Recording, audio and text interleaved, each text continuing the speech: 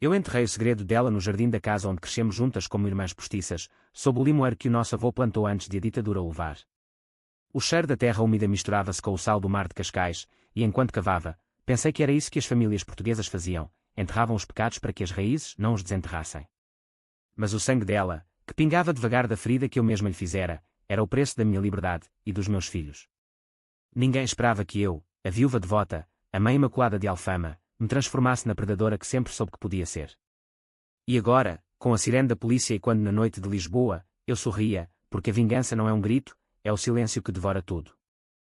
Eu matei-a devagar, não com as mãos, mas com as palavras que gravei no envelope selado com cera vermelha, enviado para o marido dela no dia em que os serviços sociais me devolveram as chaves da minha vida. Lê isto e lembra-te de mim, escrevi, anexando as fotografias que provavam que a denunciante perfeita era, na verdade, a devoradora de almas alheias. O escândalo rebentou como uma onda no cais do Sodré, e eu. Eu dancei sozinha na cozinha, com o fado de Amália a tocar baixo, sabendo que o inferno que ela me infligira agora a consumia viva.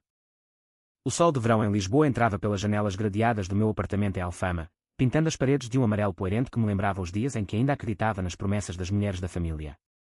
Eu era a Maria das Flores, como me chamavam no bairro, a viúva que vendia ramos de jasmim no mercado da Ribeira, com os cabelos pretos presos num coque apertado e os olhos castanhos que escondiam o peso de perder o João num acidente de barco, há 5 anos. Os meus filhos, o Tomás de 10 anos e a Inês de 7, eram o meu porto seguro, as âncoras que me impediam de me afogar no Tejo. Eles corriam pela casa com os pés descalços no mosaico antigo, rindo das histórias que eu inventava sobre as sereias que o meu marido jurava ter visto nas águas de Belém. Mas naquela manhã de julho, o ar estava pesado como o cheiro de bacalhau assado que subia das ruas. Eu tinha uma consulta no Hospital de Santa Maria, uma dor no peito que os médicos diziam ser stress, mas que eu sabia ser o coração a rebelar-se contra a solidão. Mãe, a tia Luísa pode ficar connosco? Perguntou Tomás, com os olhos grandes e curiosos, enquanto eu arrumava a mala com os medicamentos e o colar de madrepérola que o João me dera no dia do nosso casamento. A Luísa era a cunhada do meu falecido marido, a mulher do irmão mais novo dele, o António. Eles viviam em Cascais, numa casa de paredes brancas e jardim com buganvílias cor-de-rosa, o tipo de vida que as revistas de sociedade em Lisboa invejavam. Ela era a perfeita senhora portuguesa, cabelos loiros tingidos, unhas sempre impecáveis, e um sorriso que vendia seguros de vida como se fossem promessas de eternidade. Claro, meu amor. A tia Luísa adora-vos, respondi, beijando-lhe a testa salgada de suor. Era verdade, ou pelo menos assim parecia. Desde que o João partira, a Luísa aparecia nos domingos de família com caixas de pastéis de nata da pastelaria de Belém e histórias de viagens ao Algarve. Tu és a minha irmã agora, Maria, dizia ela, apertando-me as mãos frias nas dela, quentes de loção importada da França. Confiava nela como se fosse sangue do meu sangue, afinal, casara com o irmão do João, e partilhávamos as memórias da avó que nos ensinara a fazer caldeirada no verão. Liguei-lhe de manhã cedo, o telemóvel colado à orelha enquanto o café fervia na chaleira. Luísa. É a Maria. Preciso de um favor enorme. Posso deixar os miúdos contigo hoje? A consulta é às 11, e não tenho ninguém mais. A voz dela veio suave como o vinho verde que bebíamos nas festas de São João. Ora, Maria, claro que sim. Trá-los para cá, o António está em casa e vamos à praia. Os miúdos vão adorar. Suspirei de alívio, imaginando-os a construir castelos de areia na areia dourada de Carcavelos, longe do bulício de Alfama. Beijei-os mais uma vez, meti-lhes na mochila os biquínis e os chapéus de palha, e saí porta fora, o coração a bater num ritmo que, pela primeira vez em meses, parecia esperançoso. O autocarro para o hospital serpenteava pelas colinas de Lisboa, passando pelo castelo de São Jorge onde os turistas tiravam selfies sob o céu azul sem nuvens. Eu olhava pela janela, revivendo os dias em que o João e eu passeávamos ali de mãos dadas, sonhando com o futuro que o mar nos roubara. A dor no peito apertava, mas eu ignorava-a, focada no regresso, à tarde, apanhá-los ia, e talvez parássemos no chiado para gelados na Santini. Era o tipo de plano simples que nos mantinha vivos, nós, as mulheres de Portugal, sendo redes de família contra o vento atlântico. A consulta correu melhor do que esperava. É só ansiedade, Senhora Maria. Tome estes comprimidos e descanse, disse o médico, um homem de bigode grisalho que me lembrava o meu pai. Saí do hospital com uma receita na mão e o sol ainda alto, comprei flores no mercado da Baixa para oferecer à Luísa como agradecimento. O telemóvel vibrou no bolso enquanto esperava o autocarro de regresso. Era uma mensagem dela, tudo bem por aqui. Beijos. Sorri, respondendo com um coração. Mas quando cheguei a Cascais, o portão da casa dela estava aberto, e o carro do António ausente. Chamei pelos nomes dos filhos, o pânico subindo como a maré alta. A Luísa apareceu na varanda, o rosto pálido como a cal do jardim, os braços cruzados sobre o peito. Atrás dela, nada, só o silêncio das ondas ao fundo. Onde estão eles, Luísa? Onde estão o Tomás e a Inês? A voz dela tremeu, mas os olhos eram frios como o aço das facas da cozinha. Eu tive de os levar, Maria. Liguei para a proteção de menores. Tu não estás bem. O António viu as mensagens no teu telemóvel a semana passada, sobre o João, sobre como queres juntar-te a ele. É perigoso para as crianças. O mundo parou. As flores caíram das minhas mãos, pétalas vermelhas espalhando-se no chão como sangue. Ela denunciara-me. A minha cunhada, a guardiã da família, vendera-me aos lobos do Estado por um medo inventado. Corri para o carro, as mãos a tremer no volante enquanto ligava para o número que ela me dera, o da assistente social. Senhora Maria, as crianças estão em segurança num centro em Oeiras. Vamos investigar. Investigar. Eu, que nunca levantara a voz para eles, que os embalava com canções de embalar da beira litoral. O sol de Cascais queimava agora como uma acusação, e eu gritei no vazio da marginal, o mar zombando de mim com o seu riso eterno. Como é que a mulher que eu tratara como irmã podia trair-me assim? O veneno da dúvida instalou-se no meu peito, mais doloroso que qualquer consulta médica. E ali, parada à beira da estrada, jurei que pagaria a Luísa com a mesma moeda, não com ódio cego, mas com a justiça fria que as mães portuguesas reservam para quem toca nos seus filhos. Naquela noite, sozinha no apartamento vazio de Alfama, as paredes ecoavam os risos ausentes. Liguei para o irmão do João, o António, mas ele não atendeu, provavelmente já envenenado pelas mentiras dela. Abri uma garrafa de Porto envelhecido, o líquido rubi descendo pela garganta como fogo, e comecei a revirar as memórias. A Luísa sempre fora a estrela da família, casara com o António por amor, ou assim diziam, mas eu lembrava-me dos olhares dele para mim nos jantares de Natal, quando ela se atrasava com as sobremesas. E as viagens de trabalho dela a Porto, onde o vinho fluía e os segredos se afogavam. Comecei a procurar, não com raiva, mas com a paciência de quem tece uma rede de pesca. O primeiro fio veio de uma mensagem antiga no telemóvel do João, que eu guardara como relíquia. A Luísa está a trair o António com o sócio dele, cuidado, mana. O dia seguinte foi um borrão de burocracia. Fui ao centro de Oeiras, onde os meus filhos me olhavam através de um vidro como se eu fosse uma estranha. Mãe, porquê? Sussurrou a Inês, as mãozinhas pressionadas no vidro frio. Abracei o ar, prometendo-lhes o mundo, mas por dentro, o plano nascia. Voltei a Lisboa e comecei a seguir a Luísa nas redes sociais, as fotos dela em festas no Bairro Alto, os copos de gin tônica erguidos para câmaras invisíveis. Ela postava sobre família acima de tudo, mas eu via as sombras, os comentários apagados de homens desconhecidos, as localizações em hotéis de luxo em Sintra. Liguei para uma amiga de infância, a Rosa, que trabalhava na polícia de Cascais. Maria, o quê? Ela denunciou-te. Essa cabra. Deixa-me ver o que descubro. Os dias transformaram-se em semanas de vigilância discreta. Eu vendia menos flores, o dinheiro escasseava, mas a raiva alimentava-me. Descobri que a Luísa tinha uma dívida com o banco, a casa em Cascais era uma fachada, hipotecada até ao limite por investimentos, que cheiravam a apostas no casino de Estoril. E o amante? Um corretor de ações de Oeiras, casado, com 2 filhos. As fotos que a Rosa me arranjou eram ouro, eles juntos num quarto de hotel, o colar de pérolas dela, o mesmo que eu lhe emprestara para um casamento, pendurado no espelho. Mas não era só adultério, era o padrão dela, a mulher que destruía lares para construir o seu. Lembrei-me de uma prima distante, divorciada porque a Luísa espalhara rumores de infidelidade para se aproximar do ex-marido. O veneno dela era antigo, enraizado como as azáleas no jardim da avó. Uma noite, sob a chuva de outono que lavava as ruas de Lisboa, confrontei-a, marquei um café no Rossio, neutro como a praça onde Camões sonhara versos de saudade. Ela chegou com o casaco de cashmere, o perfume de jasmim a invadir o ar. Maria, lamento tanto. Foi pelo bem das crianças. Tu estás instável desde o João. Instável? Ri, um riso seco como o vinho do Douro. Instável? Ou foste tu que viste uma oportunidade para me afastar, para teres o António só para ti? Os olhos dela arregalaram-se, mas negou, as unhas cravando-se na chávena de café. Mostrei-lhe as fotos no telemóvel, o ecrã iluminando o rosto dela como um julgamento. Isto acaba aqui, Luísa. Devolve-me os meus filhos, ou o António recebe isto amanhã. Ela saiu furiosa, prometendo-me o inferno, mas eu sabia que o medo a roera. 2 dias depois, os serviços sociais ligaram. Senhora Maria, a denúncia parece infundada. As crianças podem voltar. Abracei-os no centro, os corpinhos quentes contra o meu, e chorei o Rio Tejo inteiro. Mas o perdão? Isso era para os santos. A vingança era minha, e eu a planeava com o cuidado de quem prepara uma francesinha no Porto, camadas de sabor, lento e inevitável. Os meses seguintes foram uma dança precária nas ruas empedradas de Alfama, onde cada sombra parecia sussurrar o nome da Luísa.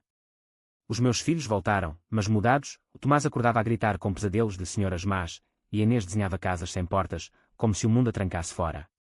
Eu sorria para eles, contava histórias de fadas no castelo de São Jorge, mas à noite, sozinha com o lume da lareira, afiava a minha lâmina invisível. Lisboa, com os seus elétricos rangentes e o cheiro de marisco grelhado no terreiro do Paço, tornara-se o meu palco. Eu não era mais a viúva frágil, era a viúva que tecia teias. Comecei pelo António. Liguei-lhe numa tarde de novembro, quando o vento do norte varria as folhas das árvores no Jardim da Estrela. António, precisamos de falar. Sobre a Luísa. A voz dele veio hesitante, como o vinho que ele bebia para esquecer as noites vazias. Marcámo-nos num tasco em Alcântara, onde os estivadores contavam anedotas sobre o 25 de abril. Ele chegou com olheiras profundas, o fato amarrotado como as promessas do casamento. O que se passa, Maria? A Luísa disse que foste tu a louca. Ri baixinho, servindo-lhe um copo de aguardente. Louca? Ou a que vê o que tu negas? Olha para isto. Passei-lhe o envelope com as fotos, os recibos de hotel, os imãs trocados com o amante, tudo coligido com a ajuda da Rosa, que arriscara o emprego por mim. O rosto dele desfez-se como pão alentejano em sopa. Não. Ela jurou que era passado. Abracei-o, não por pena, mas para sentir o tremor dele, o eco da traição que ela nos infligira a ambos. Ela destruiu a minha família para se sentir poderosa, António. Agora, é a tua vez de decidir. Deixei-o ali, o envelope na mão, e saí para a noite chuvosa, o coração batendo ao ritmo dos meus saltos no pavimento molhado. No dia seguinte, ele ligou: estou a pedir o divórcio. Mas e tu, Maria? O que queres disto? Quero justiça, respondi em silêncio. Quero que ela sinta o vazio que me deu. Enquanto isso, cuidei dos filhos com a ferocidade de uma leoa do Alentejo. Inscrevi o Tomás nas aulas de futebol no Estádio da Luz, onde ele corria como o Cristiano nos velhos tempos, e a Inês nas danças de fado no Bairro Alto, os seus passinhos leves curando as feridas. Mas o veneno da Luísa persistia. Ela bombardeava-me com mensagens: tu roubaste o meu marido. Vadia. Bloqueei-a, mas o dano estava feito, o bairro murmurava, as vizinhas no mercado da Ribeira cochichavam sobre a cunhada traidora. Eu ignorava, focada no plano maior. Descobri, através de uma prima em Cascais, que a Luísa tentara vender a casa para pagar dívidas, mas o banco recusara. O amante abandonara-a quando o escândalo do divórcio rebentou nos jornais locais, um artigo discreto no Correio da Manhã sobre empresário traído. Uma noite de dezembro, com as luzes de Natal piscando no chiado, recebi uma visita inesperada. A porta rangeu, e lá estava ela, encolhida no casaco de inverno, os cabelos desgrenhados como algas na praia da Ericeira. Maria, por favor. O António levou tudo. Preciso de ajuda. O meu primeiro impulso foi fechar a porta, mas o drama português é assim, cheio de rendas rasgadas e reconciliações forçadas. Convidei-a a entrar, servi-lhe chá de limão da Sertã, e sentei-me defronte dela na mesa da cozinha. Ajuda. Depois do que fizeste. Roubar-me os filhos por ciúmes. Lágrimas escorreram pelo rosto dela, mas eu via o cálculo nos olhos, a mesma frieza que denunciara a minha instabilidade. Eu tinha medo, Maria. Medo de te perderes para o passado, e o António. Ele olhava para ti. Confessei-lhe então, num sussurro que ecoou nas paredes de azulejos, sobre as mensagens antigas, sobre como o João suspeitara da traição dela anos antes. Ela negou, furiosa, mas o tremor nas mãos traía-a: tu não sabes nada. Gritou, atirando a chave ao chão, o porcelana estilhaçando-se como o nosso laço. Saiu porta fora, mas deixou para trás um brinco de prata, o pardo que eu vira nas fotos com o amante. Guardei-o como troféu, sabendo que o próximo passo era público. No ano novo, enquanto Lisboa explodia em fogos no terreiro do Paço, enviei o envelope final. Não para o António, mas para o jornal, anonimamente, com uma carta: a denunciante de mães é a verdadeira predadora. O artigo saiu na véspera dos Reis: escândalo em Cascais, mulher acusa cunhada falsamente enquanto trai marido. A Luísa ligou-me em pânico, a voz rouca do uísque: destruíste-me. Os meus amigos, o meu trabalho. Ri, pela primeira vez em meses, um riso puro como o sol de Évora. Não, Luísa. Tu destruíste-te. Eu só mostrei o espelho. Mas a vingança tem o seu preço. Os filhos perguntavam pela tia má, e eu respondia com meias verdades, sendo uma narrativa de adultas tolas. O António aproximou-se, convidando-me para jantares em Belém, os seus olhos cheios de uma saudade que me assustava. Somos família, Maria. Deixa-me ajudar. Recusei, porque o amor é uma armadilha, e eu já caíra uma vez. Em vez disso, foquei-me na cura, viagens ao Douro com as crianças, provando vinhos e uvas maduras, ensinando-lhes que a terra portuguesa regenera-se após os incêndios. Ainda assim, o sonho voltava, a Luísa no jardim, a terra a engoli-la devagar. Acordava suada, o peito apertado, questionando se a minha alma estava manchada. Uma terapeuta no Hospital de Santa Maria, uma mulher de Setúbal com sotaque salgado, disse-me: a raiva é um vinho forte, Maria. Bebe com moderação, ou embriaga-te. Mas como moderar quando o inimigo ainda respira? Descobri que a Luísa se mudara para um apartamento modesto em Oeiras, trabalhando como recepcionista num hotel de terceira, o orgulho dela esmagado como azeitonas no lagar. Visitei-a uma vez, de carro, estacionando na sombra das árvores. Ela saía do trabalho, o rosto inchado de noites insones, e eu senti. Pena? Não, satisfação. A balança equilibrava-se. O inverno cedeu ao primavera, e com ele veio a tentação final. O António propôs casamento, num piquenique no Parque Eduardo VII, com os filhos a correrem pela relva verde. Pensa nos miúdos, Maria. Uma família unida. Olhei para o horizonte de Lisboa, o Cristo Rei a vigiar o Tejo, e vi o ciclo, traição gerando traição. Recusei gentilmente, mas guardei a proposta como carta na manga. A Luísa, sabendo disto através de fofoqueiros comuns, enviou uma carta: não te atrevas a roubar o que é meu. Ri, queimando-a na lareira. O roubo era dela, e eu só cobrava a dívida. A primavera em Portugal é uma sedutora traiçoeira, com os campos do Alentejo a florescerem em papoilas vermelhas enquanto o coração humano apodrece no silêncio. Eu sentia isso nas veias, enquanto caminhava pelas ruas de Alfama com os filhos de mãos dadas, o aroma de sardinhas assadas no ar do Santo António. Os miúdos recuperavam a inocência, Tomás marcara um golo no torneio escolar, e a Inês cantava fada infantil no coro da paróquia, mas eu era o fantasma na festa, sorrindo para as vizinhas enquanto planeava o golpe final. A Luísa pensara que o escândalo a quebrara, mas eu sabia que as mulheres como ela renascem das cinzas, como as oliveiras centenárias de Trás-os-Montes. Precisava de algo irrevogável. Comecei por infiltrar-me no círculo dela remanescente. Uma amiga comum, a Joana, que vendia joias no Chiado, convidou-me para um chá de reconciliação. Ela está destruída, Maria. Dá-lhe uma chance. Fui, vestida com o vestido preto de luto que ainda usava por respeito ao João, os cabelos soltos como uma bandeira de rendição falsa. O café em Belém cheirava a pastéis quentes, e lá estava a Luísa, mais magra, os olhos rodeados de olheiras como as de quem vela defuntos. Abraçámo-nos, um abraço de espinhos disfarçados de rosas, e conversámos sobre banalidades, o tempo, os preços do peixe no mercado. Mas sob a mesa, o meu telemóvel gravava cada palavra. Eu errei, Maria. O medo. O adultério. Foi tudo um erro. Confidenciou ela, a voz baixa como o murmúrio do Tejo ao anoitecer. E o amante? Ainda o vês? Perguntei, fingindo compaixão. Ela hesitou, mas o vinho soltou-lhe a língua, uma vez, só para esquecer. Ele prometeu-me um emprego, mas mentiu. Ri interiormente, o mesmo corretor que eu contactara anonimamente, avisando de uma doença venérea inventada, forçando-o a cortar laços. Ela continuou, revelando mais: dívidas com agiotas de Lisboa, um plano para processar o António por difamação. Tudo ouro para mim. De regresso a casa, transcrevi a gravação, enviando-a para um advogado amigo do bairro, o Sr. Mendes, que lidara com divórcios no Tribunal de Lisboa. Isto é chantagem, Maria. Cuidado. Mas eu não chantageava, eu expunha. O plano era simples: usar a gravação para provar que a denúncia dela fora motivada por ciúmes, não preocupação. Apresentei-a aos serviços sociais numa audiência de follow-up, o suor frio na palma das mãos enquanto o juiz, um homem de barba grisalha de Coimbra, ouvia em silêncio. Senhora Luísa, isto muda tudo, disse ele, o martelo batendo como o sino da sede de Lisboa. Ela perdeu o direito de contacto com os meus filhos, e o caso dela foi arquivado como falsa acusação. A Luísa rebateu com fúria. Apareceu à minha porta numa noite de junho, o ar quente de verão carregado de jasmim noturno. Tu gravaste-me? Traidora! Gritou, as unhas como garras. Os filhos esconderam-se no quarto, e eu enfrentei-a no limiar, o coração a martelar como o batuque das marchas populares. Traição! Tu inventaste mentiras sobre mim para me roubar a família. Isto é karma, Luísa. O teu.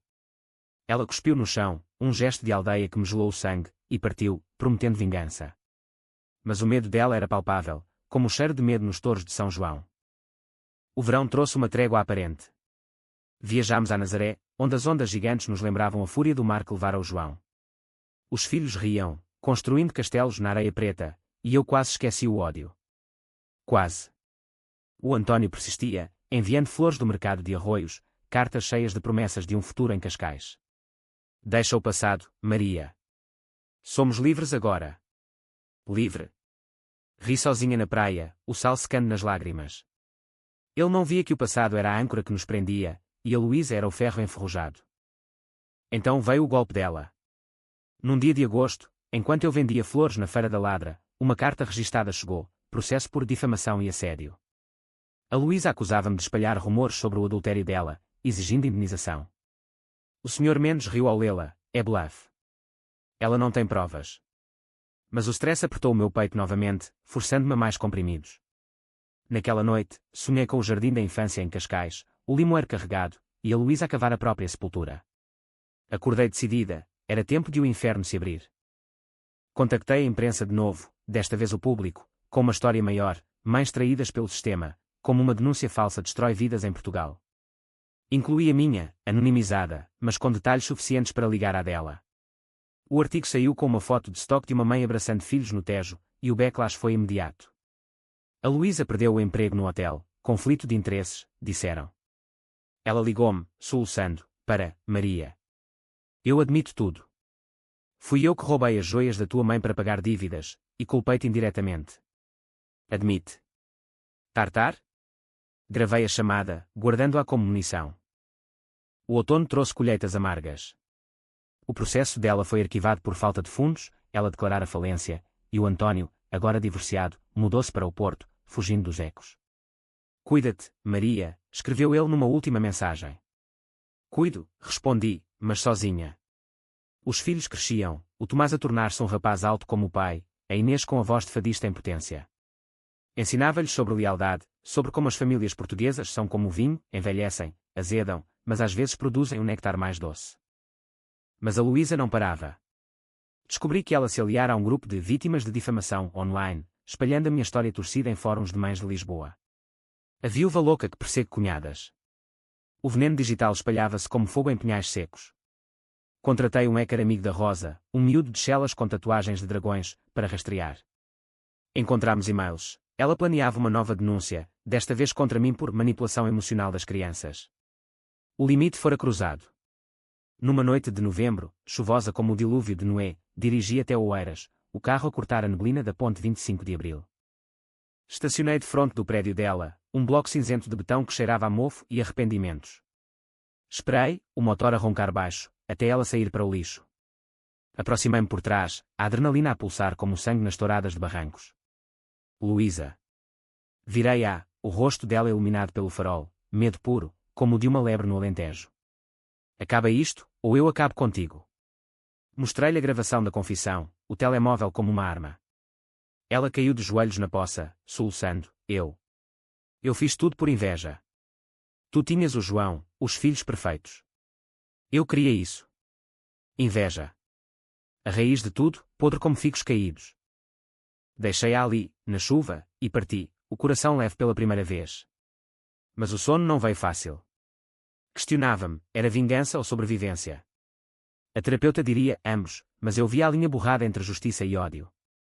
Os dias seguintes foram de calmaria, com o Natal a aproximar-se e as ruas de Lisboa a enfeitar-se de luzes como estrelas caídas. Comprei um pinheiro pequeno para casa, decorei com bolas de vidro de mursa, e contei aos filhos a história de uma tia que aprendera a lição.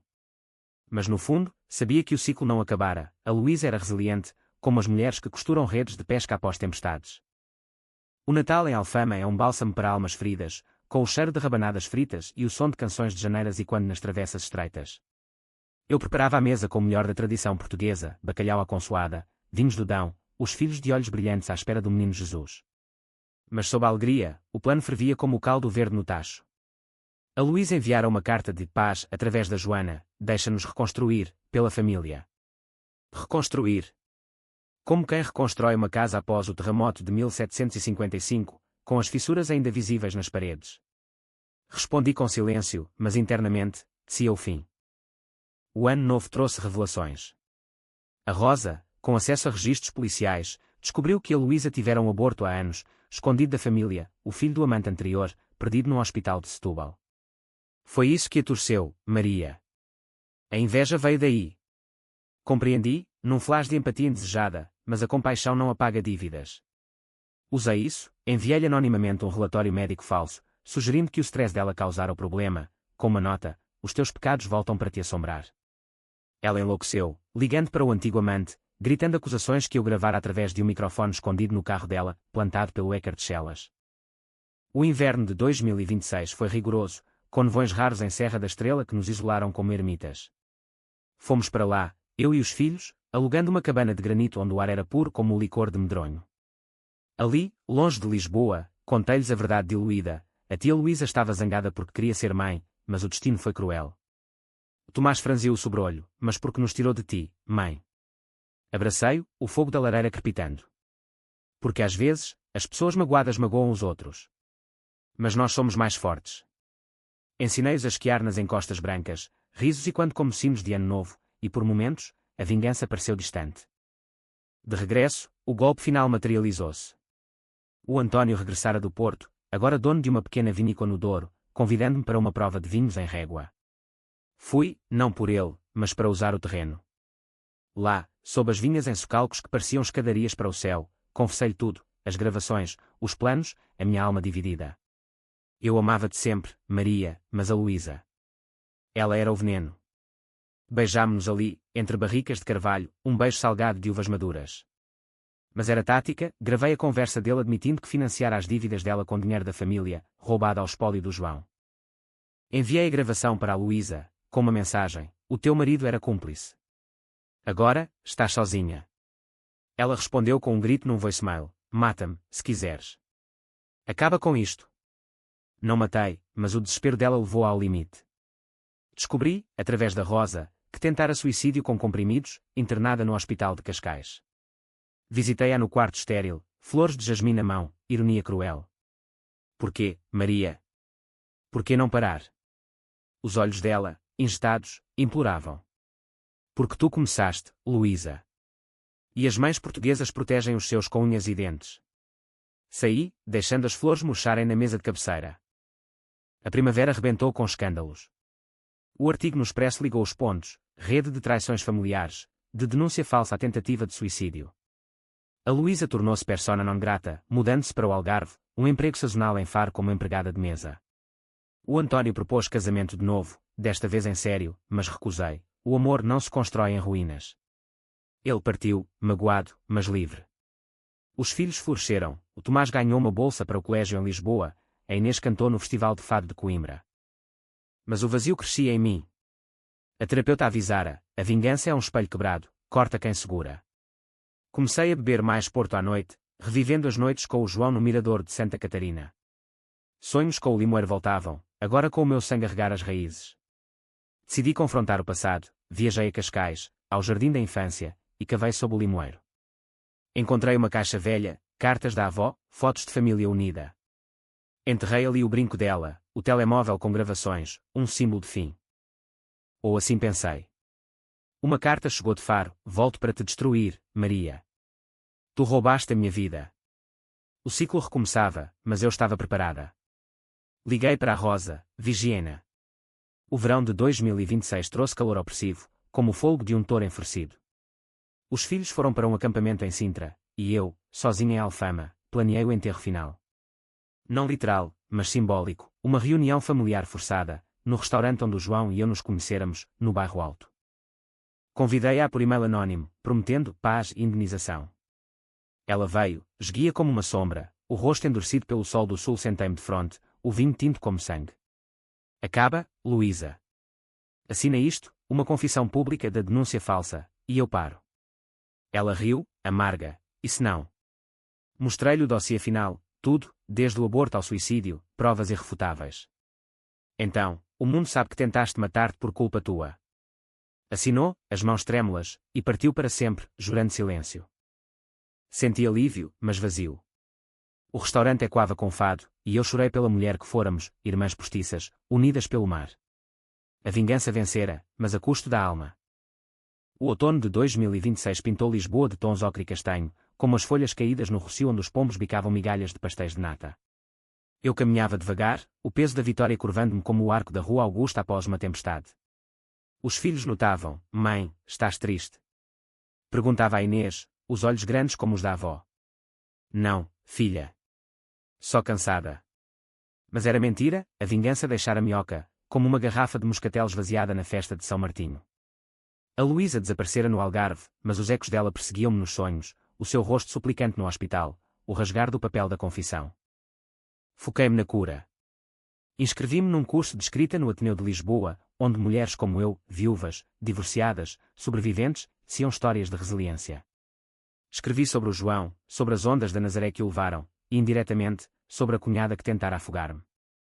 A terapeuta elogiou: estás a transformar veneno em vinho, Maria. E era verdade, as sessões semanais no Hospital de Santa Maria ajudavam, com o chá de camomila e as palavras que soltavam um nó no peito. O António reapareceu numa carta do Douro: sinto a tua falta. Os vinhos estão prontos para provar. Ignorei, mas o coração vacilou, ele era o irmão do meu amor perdido, o eco de uma vida negada. Os filhos, agora pré-adolescentes, pressionavam: porque não tens namorado, mãe? O tio António é fixe. Ri, servindo-lhes arroz de marisco. O amor é como o fado, dói antes de encantar. Mas internamente, questionava se a solidão era prisão ou liberdade. Então, o passado mordeu de volta. Uma chamada da Rosa: a Luísa está em Lisboa. Alugada a uma casa em Benfica, trabalhando num call center. E ouvi rumores de que está a contactar advogados de novo. O pânico subiu como a maré em Matosinhos. Verifiquei os fóruns online, ela postava anonimamente sobre vingança contra traidoras, com detalhes que me apontavam. O hacker confirmou, e-mails para um detetive particular, pedindo sujidade sobre mim. O ciclo, maldito ciclo. Não esperei. Marquei uma reunião no café onde nos confrontáramos antes, no Rocio.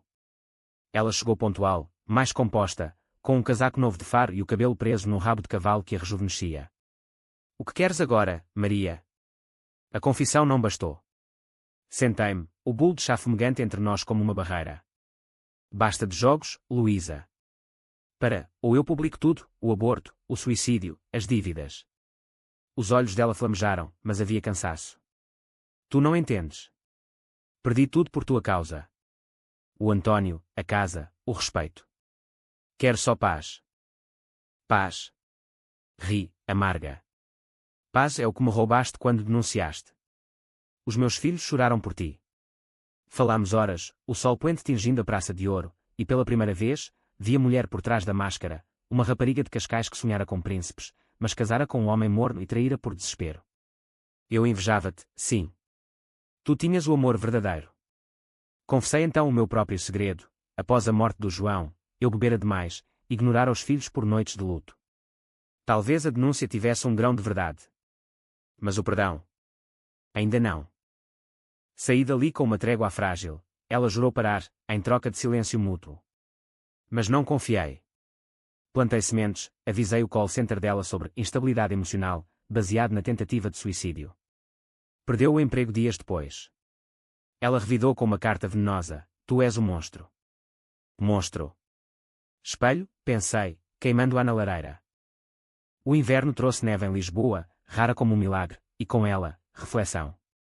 Levei os filhos à Serra da Estrela novamente, ensinando-os a fazer bolas de neve como se fossem bolas de Berlim. A vida é como isto, miúdos, às vezes gelada, mas derrete com o sol. Tomás confessou: eu ouvi as discussões com a tia. Desculpa, mãe. Abracei-os, lágrimas congelando nas pestanas. Eles eram o meu redentor. Uma noite de janeiro, o sonho do limoeiro mudou. Eu cavava, mas encontrava não segredos, mas sementes. Plantei-as, e floresceram jasmins brancos, puros. Acordei renovada. Liguei para a Luísa: vamos acabar disto de verdade. Encontra-me no jardim de Cascais. Ela veio, hesitante, o casaco abotoado contra o frio. Juntas, cavámos sob o limoeiro, eu enterrei as gravações, ela, uma carta de desculpas. Perdão, Maria. As palavras saíram roucas, mas sinceras. Abracei-a, pela primeira vez sem ódio, o cheiro da terra a unir-nos como na infância. mas o perdão é frágil como porcelana de vista alegre. Dias depois, soube que ela partira para a Espanha, um emprego em Sevilha. Livre. Quase. O António visitou-me em março, com vinhos do Douro e olhos suplicantes. Desta vez, sem pressas. Aceitei um jantar, um beijo tímido no chiado, mas guardei distância. O amor agora era escolha, não âncora. Os filhos cresceram, o Tomás a sonhar com o mar como o pai, a Inês com o palco. Eu vendia flores novamente, mas agora com histórias nos ramos. Esta é para mães que lutam. A vingança moldara-me, mas a cura polia as arestas. A primavera de 2027 desabrochou em Lisboa como uma revolução suave, com as jacarandás roxos forrando as ruas do Príncipe Real e o ar carregado de promessa. Eu sentia-me renascida, o peso da vingança erudido pelo tempo como as falésias da costa da Caparica pelo mar incessante. Os filhos, agora no limiar da adolescência, enchiam a casa de Alfama com música de guitarras elétricas e debates sobre o futuro. O Tomás queria ser biólogo marinho, mergulhando nos mistérios do Atlântico. A Inês, atriz de teatro, recitando monólogos de Gil Vicente. Eu ouvia, orgulhosa, o coração cheio como uma rede de sardinhas frescas. O António tornara-se presença constante, não como salvador, mas companheiro, passeios pelo Tejo ao pôr do sol, conversas sobre vinhos e memórias do João. Ele aprovaria isto, disse ele uma noite, os nossos dedos entrelaçados no mirador de Monsanto. Aprovaria. Sorri, sabendo que o amor, em Portugal, é como o azulejo, belo na imperfeição, contando histórias de dor e glória. Não casei, mas abracei a possibilidade, um dia de cada vez. Notícias da Luísa chegavam esparsas, como ecos de fado distante. A Joana contava que ela prosperava em Sevilha, gerindo uma pequena loja de souvenirs para turistas, vendendo pedaços de Portugal aos espanhóis. Ria-se. Enviaram uma postal natalícia, uma imagem da Giralda, com uma nota: aprendi a dançar flamenco para esquecer o fado. Cuida-te. Não respondi, mas guardei-a na caixa sob o limoeiro, um capítulo fechado. A minha própria história ganhou asas.